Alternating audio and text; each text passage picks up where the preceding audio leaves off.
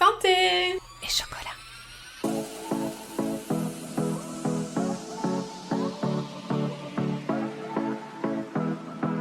Bonjour et bienvenue dans Santé et chocolat, le podcast qui sème les graines d'une vie plus saine tout en gourmandise, où j'aborderai avec vous la nutrition selon une approche métabolique et holistique. Je suis Céline Faustin, diététicienne nutritionniste depuis 2005, spécialisée dans le rééquilibrage alimentaire avec des notions de psychonutrition et de micronutrition. Derrière chaque épisode se cache un peu de mon parcours, mon histoire avec la nutrition, mais aussi beaucoup d'expériences vécues auprès de mes patients. La compréhension du fonctionnement de votre métabolisme est une notion essentielle à mes yeux et je vous le partage ici dans ce podcast. D'ailleurs, j'aborderai les thématiques comme la perte de poids, la productivité, la prévention santé, le sucre, des sujets qui me passionnent et qui sont la base de mes accompagnements.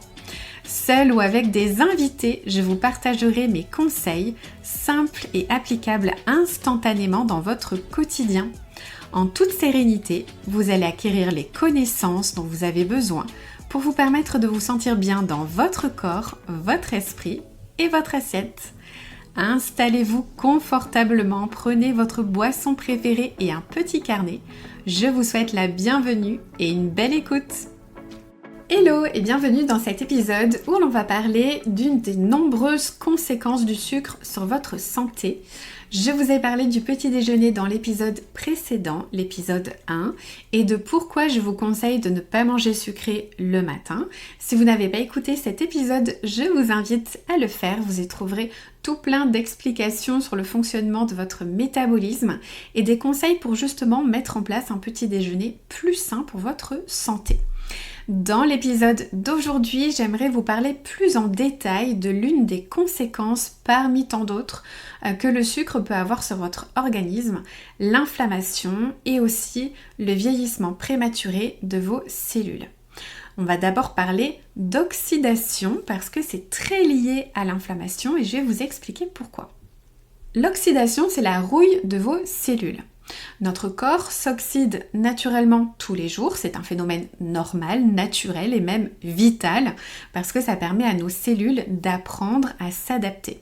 Par exemple, quand on fait du sport intense, ça provoque un stress inhabituel. Il y a alors une inflammation localisée qui apparaît et qui génère des radicaux libres. C'est une source d'oxydation. Quand on a une bonne hygiène de vie, avec suffisamment de repos, de la marche quotidienne, une alimentation santé, en fait ce phénomène reste sain puisqu'il va pousser le corps à s'adapter et donc à être plus fort. Par contre, quand on a une mauvaise hygiène de vie, ce phénomène accentue encore plus une oxydation déjà trop présente dans le corps. Un stress oxydatif hors de contrôle va provoquer la glycation dont on va parler dans quelques minutes. C'est en fait l'accélération du vieillissement de vos cellules, mais aussi va provoquer le développement de cancers, toutes les maladies cardiovasculaires, hypertension, insuffisance cardiaque, athérosclérose, le vieillissement cutané via l'oxydation, les maladies respiratoires chroniques, l'arthrose, etc. Alors, je vous explique comment fonctionne l'oxydation. C'est très simple, vous allez voir. Vous voyez une pomme que l'on épluche, elle va brunir si on ne la mange pas de suite. En fait, c'est ça l'oxydation. Si on met du citron dessus juste après l'avoir épluchée, elle ne va pas brunir. Pourquoi ? Parce que dans le citron, il y a de la vitamine C. Et la vitamine C, elle est antioxydante. Et je pense que vous avez déjà entendu ce terme. Imaginez que ce phénomène se passe tous les jours dans votre corps. Les excès alimentaires, notamment à travers des aliments raffinés ou ultra transformés, ça accentue cette oxydation. Vous comprenez bien, en fait, qu'en choisissant les bons sucres, on diminuera tous ces risques parce que quand nos cellules sont submergées de sucre en excès, il va y avoir libération de ce qu'on appelle des radicaux libres. Peut-être que vous avez déjà entendu parler de ça. En fait, les radicaux libres sont très mauvais pour la santé. Ils vont briser et modifier notre ADN, créer des mutations, perforer les membranes de nos cellules et les abîmer. Et en fait, ces cellules abîmées n'arrivent plus à convertir le sucre en énergie, ce qui rend nos cellules affamées. C'est pour ça que malgré le fait que l'on mange, on peut se sentir constamment fatigué. En parlant de cellules abîmées, je vais maintenant vous parler de la glycation qui accélère le vieillissement de vos cellules. Alors très simplement, la glycation c'est une réaction chimique entre une molécule de sucre et de protéines. Et ça arrive quand la glycémie est trop élevée. Aussi ça peut arriver suite à l'oxydation des graisses. Une fois glyquée, la cellule est définitivement abîmée. En fait, au niveau santé, ça peut se manifester par des rides, la cataracte, des maladies cardiaques ou Alzheimer qui, je le rappelle, est aussi appelé diabète de type 3. Dans votre vie, plus vous enregistrez des pics de glucose et plus vous vieillirez rapidement. Les régimes alimentaires riches en sucre participent donc au vieillissement prématuré. Voilà pourquoi il est aussi essentiel d'avoir une glycémie stable. D'ailleurs, le fructose, c'est le sucre du fruit, qui est détourné et utilisé dans les aliments ultra transformés, lui il va provoquer une glycation 10 fois plus rapide que le glucose. Ça veut dire que manger des gâteaux industriels qui contiennent donc du fructose, ça nous fera vieillir plus vite que de manger des féculents qui eux ne contiennent pas de fructose. Il faut que vous sachiez que c'est pas le fructose en soi qui est mauvais. Le fructose dans son état naturel, c'est-à-dire dans un fruit entouré de fibres, il est très bien pour la santé. Là où ça devient un problème, c'est quand ce fructose est sorti du fruit pour être utilisé dans l'industrie comme sucrant, dans les gâteaux par exemple, parce que là c'est une forme que votre corps ne sait pas gérer. Votre corps sait gérer le fructose avec les fibres quand vous mangez un fruit, mais pas du fructose déstructuré. Notre consommation de fructose déstructuré a beaucoup augmenté ces dernières années à cause de l'industrialisation. Ce fructose perturbe l'équilibre du microbiote, il favorise la perméabilité et l'inflammation intestinale, le stress oxydant et l'inflammation du tissu adipeux. Est-ce que vous voulez savoir si vos cellules sont glyquées ? Parce qu'il y a un moyen très simple de le savoir, en fait tout simplement dans un bilan sanguin. Cherchez votre dernier bilan sanguin et regardez l'hémoglobine glyquée. Il y aura écrit HbA1c. C'est noté avec la glycémie. Plus le pourcentage est élevé, plus ça veut dire que vos globules rouges sont glyqués par le sucre de votre sang à cause de pics de glycémie répétés. Ce pourcentage représente la situation de vos cellules sur les 3 derniers mois. C'est donc un très bon indicateur. L'association de radicaux libres, la rouille de vos cellules dont on a parlé tout à l'heure, plus la glycation, tout ça, ça entraîne un état inflammatoire de vos cellules. Et sachez qu'il n'y a pas de pathologie sans état inflammatoire. À la base, si on veut faire attention à notre alimentation, c'est aussi pour vivre le plus longtemps possible en bonne santé. Donc il y a une notion de longévité pour ça. Notre préoccupation principale doit être notre terrain.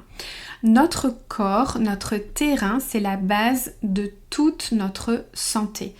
Comme le terreau d'une plante, on a tous un certain terrain à notre naissance et selon comment on va l'entretenir au fil des années, ce terrain sera plus ou moins fertile et riche selon comment on l'aura nourri. Comme dit le docteur Béchamp, le microbe n'est rien, le terrain est tout. Je vous ai dit, il n'y a pas de pathologie sans terrain inflammatoire. Je vous donne l'exemple d'un certain virus qui est apparu en 2020. Il y a des personnes qui ont eu peu de symptômes, d'autres qui en sont morts. Les personnes qui ont développé une forme grave de la maladie, ce sont des personnes qui avaient déjà des problèmes de santé, donc des pathologies. Donc ça veut dire que leur organisme était déjà dans un état inflammatoire. Le virus arrivant par-dessus ça, le corps s'inflamme encore plus et ça peut finir en décès. Et ce qui est insidieux, c'est que cet état inflammatoire, on ne le ressent pas. Il est silencieux, c'est ce qu'on appelle l'inflammation de bas grade. Pour ça, une alimentation anti-inflammatoire est primordial. Alors ce serait très long à expliquer dans cet épisode. J'ai tout un module dédié à l'alimentation anti-inflammatoire dans mon programme Diète. Mais ce que vous pouvez retenir ici, c'est que les excès de sucre, les pics de glycémie répétés, les montagnes russes de votre glycémie, la glycation de vos cellules, tout ça, ça déclenche de l'inflammation. Au même titre que l'inflammation peut être provoquée aussi par le tabac, l'alcool, le stress ou un microbiote déséquilibré. Le sucre déséquilibre d'ailleurs votre microbiote, mais ça, je vous en reparlerai. Cette inflammation chronique va déclencher des maladies comme l'obésité, le diabète, les maladies cardiaques, certains cancers et même des dépressions. L'inflammation chronique correspond en fait à une activation permanente de votre système immunitaire. Et malheureusement, notre alimentation moderne d'aujourd'hui, elle est pro-inflammatoire. C'est pour ça qu'on voit aussi l'explosion de maladies comme l'arthrose, les allergies, les sinusites, les bronchites, les colites. Toutes les maladies en IT d'ailleurs signifient inflammation de.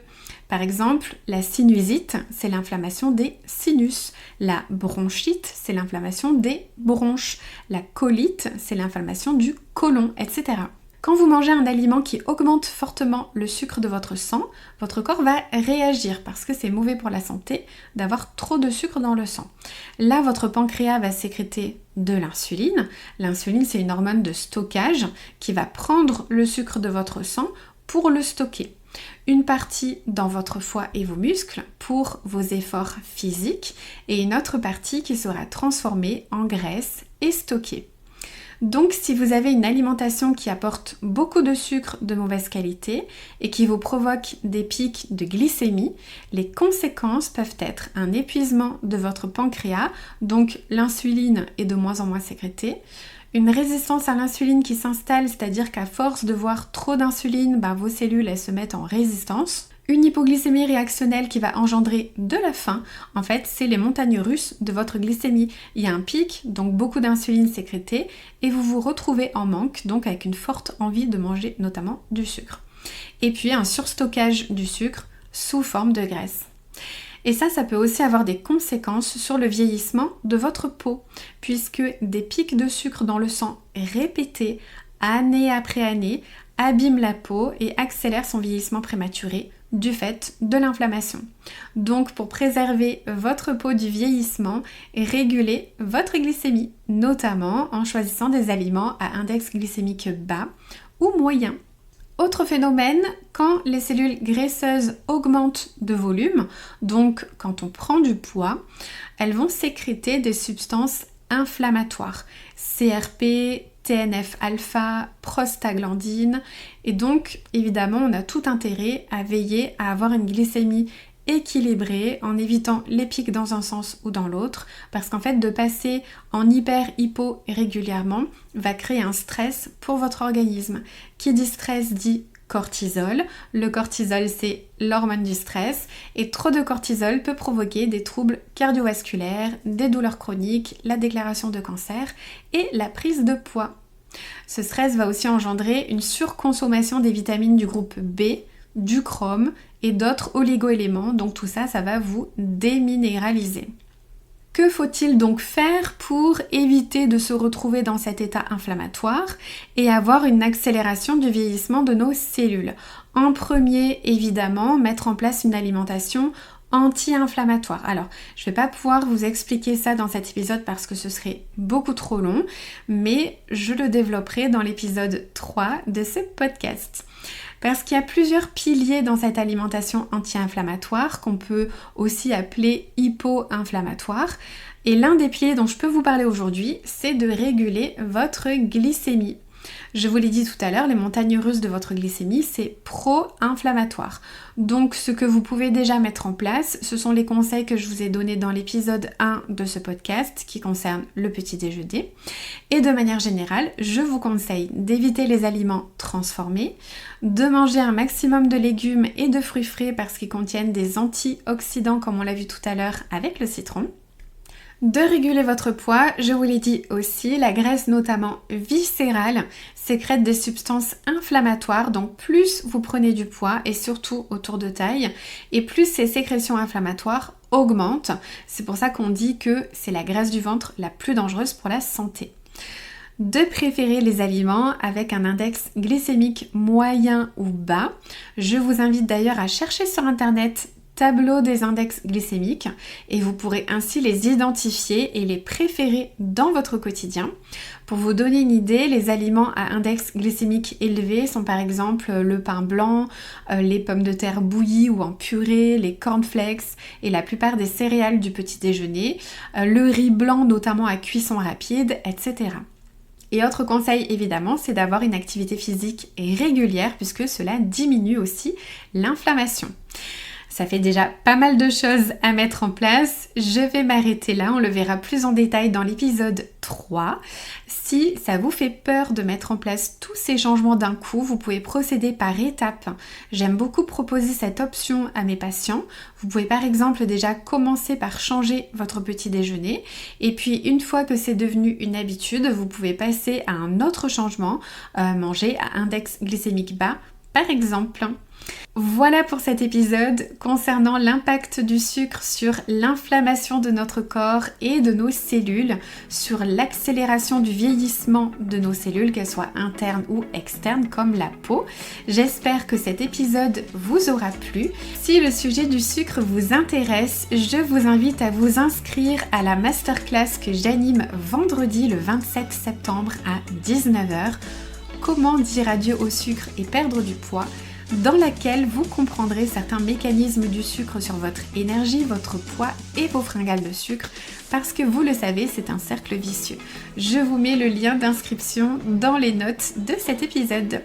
Je vous retrouverai avec grand plaisir dans un prochain épisode. En attendant, si l'épisode du jour vous a plu, s'il vous a inspiré et motivé à prendre soin de vous dans votre quotidien, n'hésitez pas à le partager autour de vous, ainsi qu'à laisser une jolie note et un avis si vous souhaitez soutenir le podcast. À très vite!